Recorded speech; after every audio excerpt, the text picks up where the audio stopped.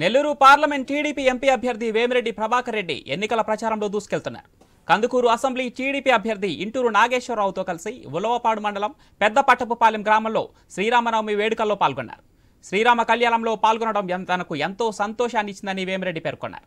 తాను గెలిస్తే ప్రతి మండలంలో పార్లమెంటు సభ్యునిగా ఒక కార్యాలయాన్ని ఏర్పాటు చేస్తానని పేర్కొన్నారు.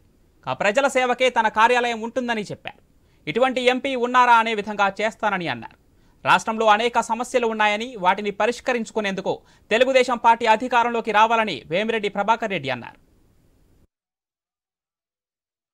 ఏదైనా సమస్యలు ఉన్నప్పుడు మీ ఎమ్మెల్యే గారు ఉన్నారు, ఎమ్మెల్యే గారికి లోడ్ అయ్యి నాగేశ్వరరావు గారికి లోడ్ అయ్యి గెలుస్తాడు గెలిచే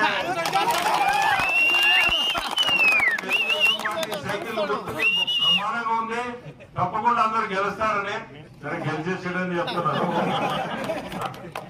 గెలిచిన తర్వాత వస్తాం మళ్ళీ మీరు పూజ చేయించండి. సో ప్రతి మండలంలో కూడా నేను ఒక ఆఫీస్ పెట్టి సమస్యలు ఏదైనా ఉంటే మీరు నెల్లూరు ఎత్తుకుంటే రాకుండా నాగేశ్వరరావు గారు ఆఫీస్ ఉంటది, నాది కూడా ఉంటది. ఏదైనా సమస్యలు ఉన్నప్పుడు నేను చేయగలిగింది 100% చెప్తున్నా మీ అందరికి ఖచ్చితంగా చేస్తాము.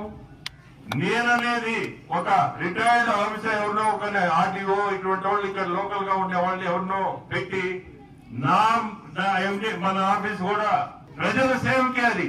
అంటే ఒక మంచి జవాబుదారి మంచి ఉండేటట్టుగా మా సైడ్ నుంచి కూడా సపోర్ట్ ఉంటుంది. అట్లా పెట్టి మీకు ఇబ్బంది లేకుండా మళ్ళీ ఎంపీ కోసం నెల్లూరు రాకుండా అవి కూడా చేయాలనే కోరిక చేస్తాను కూడా. నన్ను గెలిపింది నేను చేస్తాను, ఇటువంటి ఎంపీ ఉంటాడా అనే కాడికి అనిపించుకుంటాను.